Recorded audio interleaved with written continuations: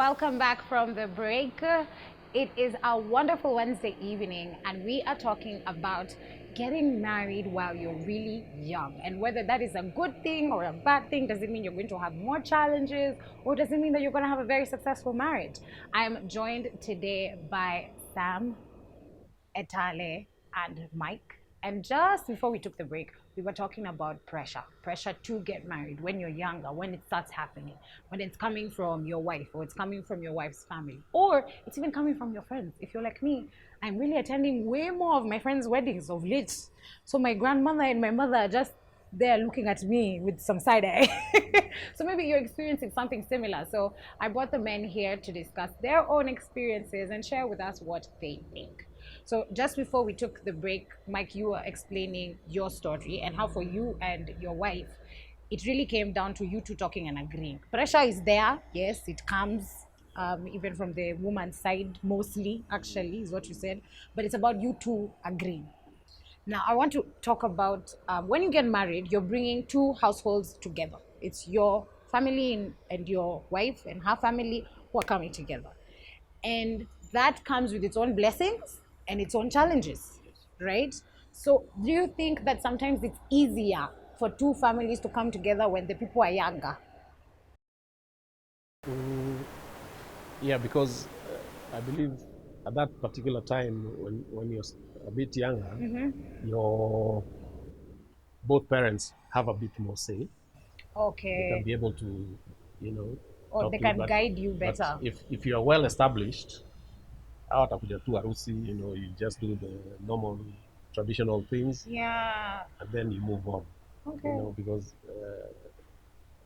when you look at life, when somebody is doing very well, they don't even listen to other people. Yeah. So, especially like maybe an uncle comes and he's not doing too well in his life. Sasa huyu ananiambia nini na yeye si angetengeza maisha yake kwanza. Alafu sasa You naweza know? anza So kupatiana advice. kunakuwa na tumadharau. But what we forget, even traditionally you're told, what your grandfather can see seated down, you cannot see when you're up a tree. Yeah, yeah. You get? So this is something that people should know. Listen to us. They've seen.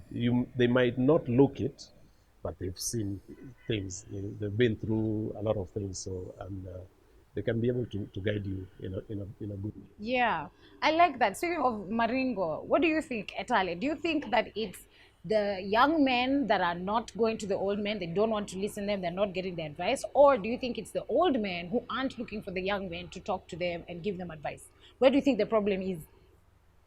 Problem actually inaweza kuwa ni the young men, sisi wenyewe. Uh-huh. We are trying so hard kujaribu kujijenga, Yes. tunasahau kule tulitoka. So ile kupata that time ya kwenda have that serious conversation with at least your uncle or your dad inakuwa haiko. So tunapoteza that connection. Inakuwa sasa tushatengeneza familia nyingine. It's actually okay. Kuna this family ya nje, ile marafiki umekutana na watu ya so so unapata we are close to this circle. Tunasahau wale wazee kule nyumbani ambao tunafaa kuwa tunaongea nao, sababu washapitia, washayaona, washajua. But ile naona nikiongea na mzee ataniambia venye waliishi. Hiyo ni mambo ya kitambo.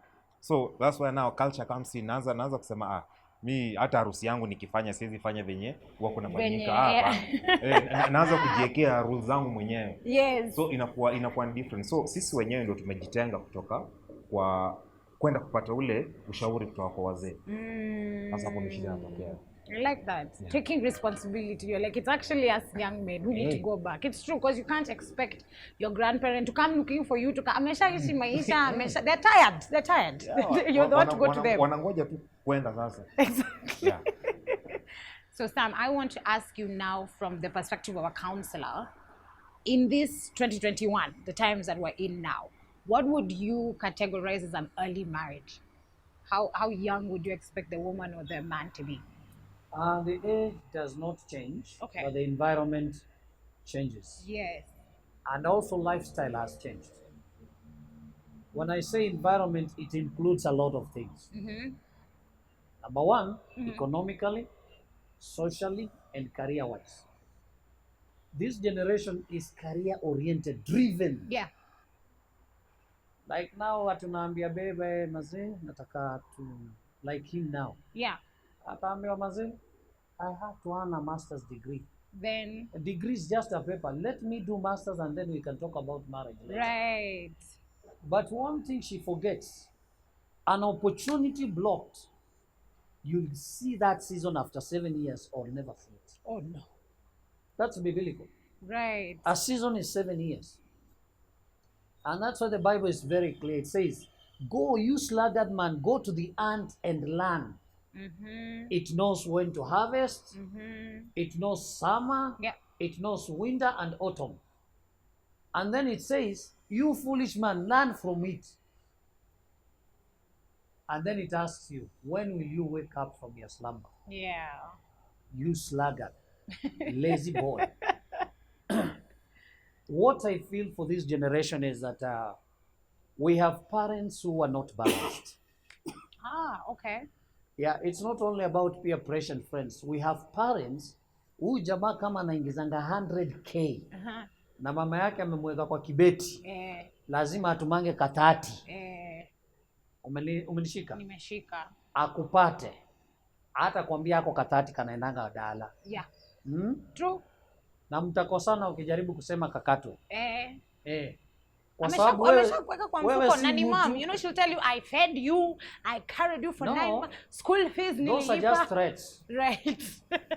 And I always say from a biblical perspective, yeah, those stupid curses cannot get him. Because he has his own life. He has his own life. He has to make decisions for himself. If he makes decisions in accordance to your will, he will never get married.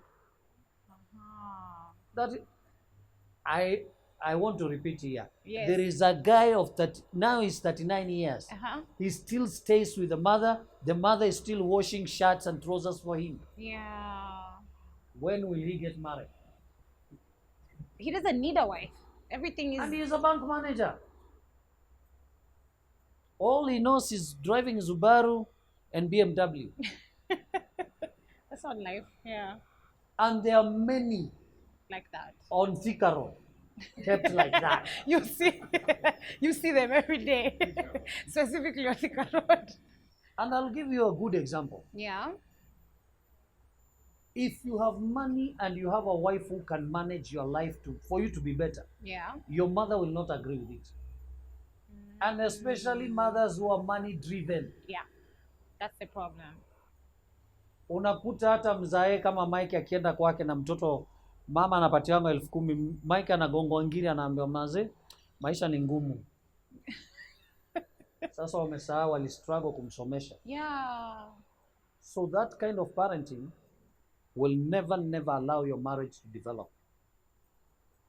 So today's generation lacks mentorship from parents, and they are controlled by the same parents. Yes. And especially their mothers. If you are a son, mature up and become a man. If not, your mother will manage for you your marriage. Yeah. And you'll live a very painful life. Yeah. Very painful. I want to ask for advice. You know, some of the young men right now that are watching and they're like, hey, Sam is describing, you know, my life. Sam is describing my struggles. If you want to have that conversation with your mother, you want to cut off this behavior, you want to, you know, start dating now, you want to be saving your money and deciding what happens with your money. How do you talk to these controlling mothers? How do you have this conversation? You don't talk to them. Okay. Move out. First things first. Unajua sisi Waswahili tunasema usipoweka mpaka ama usipojenga ukuta, basi ngojea kujenga ufa. Right. Lazima uweke mipaka sahihi. Mwambie mama, wewe ukiolewa na baba sikuwepo. Ni kweli? Na mimi nina maisha yangu, nitakusaidia. Lakini hapa tumefika, budget imebadilika. Bas. As simple as that. You don't have to, you just, if she's not understanding, if you staying in Nairobi, move to Thika. She will understand. The distance barrier will make her wake up. Or go to a river. Then sit down with your girlfriend. This is how much I earn. And this is what I'm expecting you to do. Yeah. I want to be saving 50% of this. Yeah. So any push house for now, out. Any house above 15,000 rent, out. I can't. Yeah. Forget about it. Any car fueling beyond 3,000, out. And if you don't agree, there are so many women, I can still go shopping and Yeah, get yeah, yeah. one. There's option. Bado Kwa sababu wanazaliwa. shida niwe, ukikubali shida, hii ndo haitaka. Yeah. Baada ya miaka 2 mkokotini. Ya nini? Why rush for marriage when you can square it outside here? Yeah. Sit down. Plan. Mwambie, these are my priorities. Bring yours on the table. Mwambie hii, mwambie basi. Sasa budget ya hii nyumba yote kwa mwezi ni 8,000. Full stop. That's it.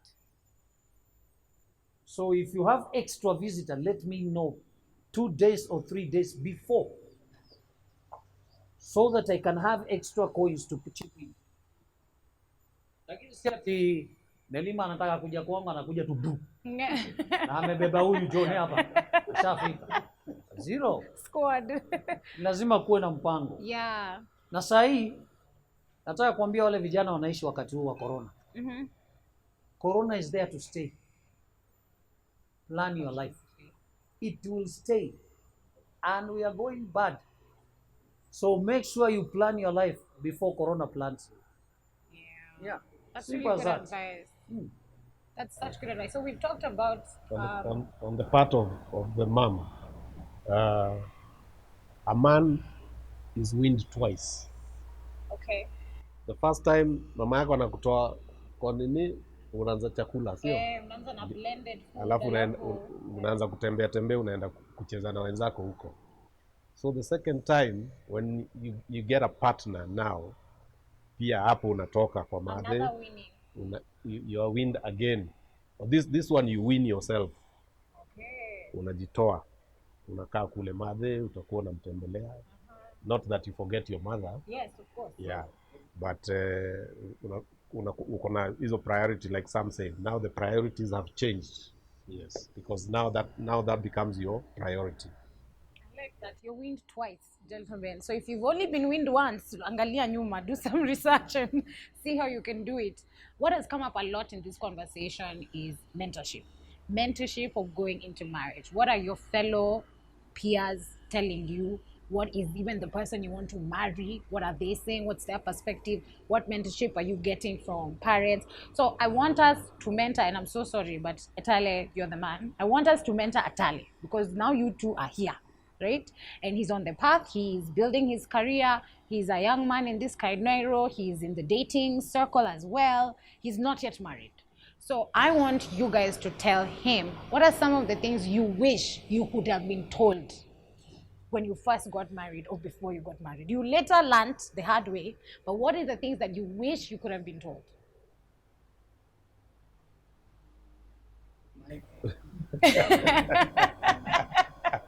I like this. I feel like a therapist. Yeah. I feel like I'm getting to do Sam's job for a bit. Yes. Number one, being very open about finances. Okay. And planning together, because sometimes as a man, so this is with your wife. With your wife, because sometimes we talk to our friends more than we talk with our partner. Unapata mtu anakuaga na wallet mbili. Kuna watu wako na wallet mbili. Yeah. Kuna wallet ya kuoneshana nyumbani, na kuna wallet ya huko nje. Okay. That's why you get, kuna watu wengine kabla akifika kwake, before ingie kwake, lazima atafute mfuko hivi, apasue mabill zile alilipa huko. Yes. Get rid of the evidence. Get rid of evidence. So ndio sijulikane. And then ukikuja nyumbani, labda unakuja na kule umekunywa 5,000. Yes. Umekuja na shopping ya 1,500. Right. You know. Whereas it should be the opposite. Yeah. It should be the opposite. About finances, because sometimes if you're not open, even your partner can assume you have a lot of money. You might have a lot of friends. And then they behave because based on that. from my experience, to me nishaona, you might, if you drink regularly with your friends, kuna siku you don't even have anything. Siku ndio mtu anaenda nyumbani akiwa mlevi. People buy you alcohol, I don't know. Yeah. And you go home and your wife will think you're very rich. Kumbe hauna kitu, ulinunuliwa na marafiki. You know, and when you have money also, you also buy for them when they don't have. So they cannot gauge you on mambo kama hiyo, that because ulikuja mlevi so you have a lot of money. So but when you're open, they'll know. You know, things happen like that, ABCD. So that those secrets that we keep from our spouses, sometimes zitakuja zilipuke siku moja. Yeah, that's true. It always comes out to the bring surface. Problems, and usually in all marriages, ukiangalia hata kwa Bible nini, those conflicts are there. But sometimes also you need to talk now. Don't take drastic actions like now. Everybody, what is happening now? Yeah. There's a lot of violence and a lot of upset. Yes, and me, I don't believe in violence. I tell my friends, look, ukiona muwezani na hii maneno, badala uvunje mtu wenyewe mguu. Yeah. Ondokea. Yeah, muachane tu. It is well. Yeah, and also talk to, because when people keep things hidden inside, when they erupt, when things like that happen. So you talk, na pia uombe Mungu, weka Mungu mbele. Yeah. Okay. Sam, what is the one thing you wish you had been told? You should be a very good communicator. For him, it's easy to communicate now than to live a life of King Pisky, Java life. Yeah. Leave those ones alone. Be yourself. Take him to the kiosk. Yeah. If she doesn't agree to take a cup of tea in the kiosk, it's as simple as that. Yeah. Si tukiona huyu mzee tulikuwa napeleka watu Uhuru Park. Unabeba juo kutoka home ya Treetop. It's a real outing. Na tuchapo jo. Na kichupo umesunda pale, umebeba na kaja yako, unajifanya ni ati kuna joto. Kumbe ni economy vile iko. Yeah. But for him now is easier to plan. My main area of a man is planning. Okay. Know what you want. Tell this girl what you want and what you want to accomplish with the finances you have. That you have. Don't rely on her so much because you don't know if she has we call them a backup influence from home. Yeah. Yeah? Atuma naume anataka kukutumia umjenge nyumba alafu akufukuze.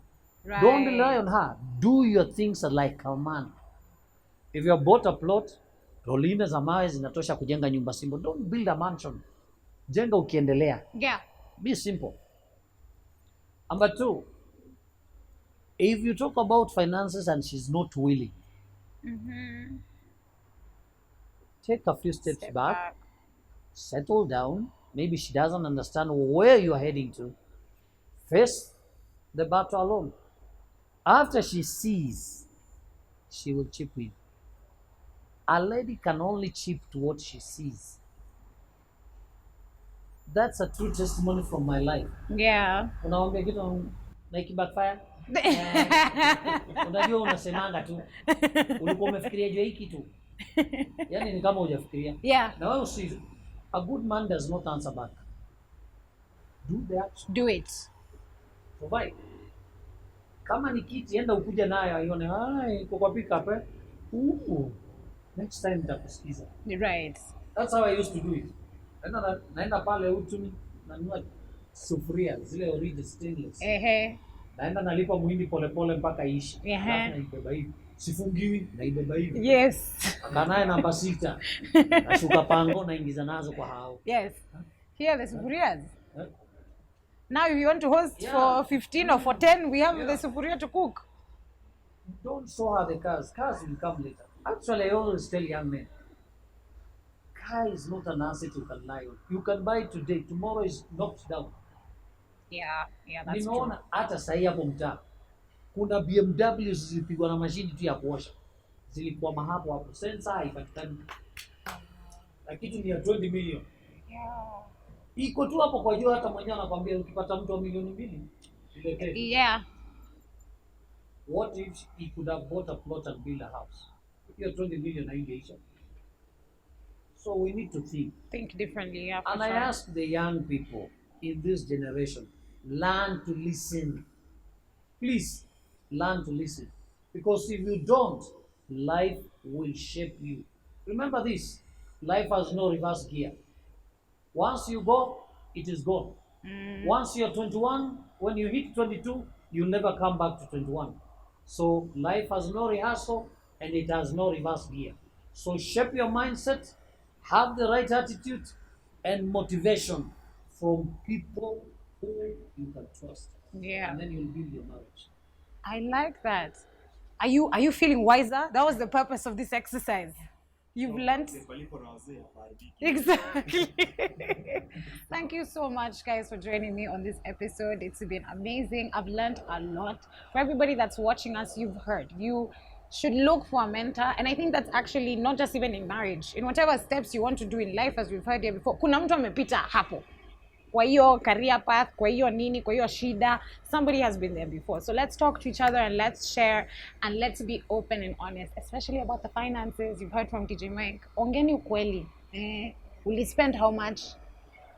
Ukiwa na Johnny kuliendaje? Sema tu ukweli ndio tujue niko minus. We are minus because also if you're married it's our money.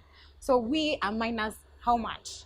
And just be open and honest. So before I let my guests go, I am going to let you guys know where you can find them, where you can get their services.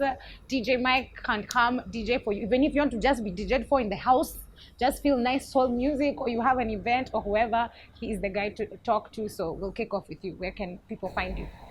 On Facebook, DJ Mike Preach, and on Instagram, DJ Mike Preach, and then also, like I told you the other time, we have this thing that we're doing for mentoring young men and women. Yes.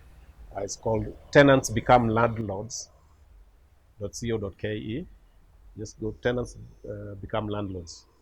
We have several mentorship programs that we are moving into. So there you can get me. I also do soundproofing. If you want soundproofing, wallpaper also, talk to me. Tutaweka namba hapo kwa screen hapo chini. Yeah. Nice. I like the tenants to landlords. Even last time I told you that name is amazing. It's fantastic. The planning you'll be taught there. Yes. The planning that Sam was also talking before about. we forget, we are going green. All sustainable. We are going green, and we want to go to make sure that every Kenyan plants a tree, and not only in our country, the Pope himself said that the world should go green. Yeah, so we should go green. Thank you. I like that. Etale, where can people find you? You are a film director, you're a film producer, you're also a vocalist. If somebody needs a voiceover or a little singing, but you're also a choreographer. There's a lot of musicians who maybe they can do the singing beat, but dancing during the letanga sharij. Yeah, exactly. So where can people find you on the socials? Yeah, on social media, you can find me on Facebook. It's Etale Jerah. That's simple. Instagram, Etale_J. Kama unajua kuimba ama unafikiria kujaribu kuimba na umekwama mahali, don't worry, we can sort you out. Kwingine, check out Sauti Kweli Media in all social media platforms. Nice. We'll sort you out. Thank you. And Sam Karanja? It's easy to find me on Young Achievers Kenya, Facebook. My number and email all are there. Nice. Welcome.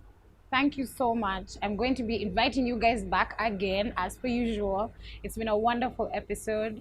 You can catch us next week at the exact same time in the exact same place. I have been your host, Susan Njoroge. You can find me online at Sura_common everywhere on all platforms. Let's keep the conversation going. Even if the episode is over, you can keep tweeting me. So use the hashtag ManTalk and the hashtag KTN Life and Style. Next week, same place, same time. Bye.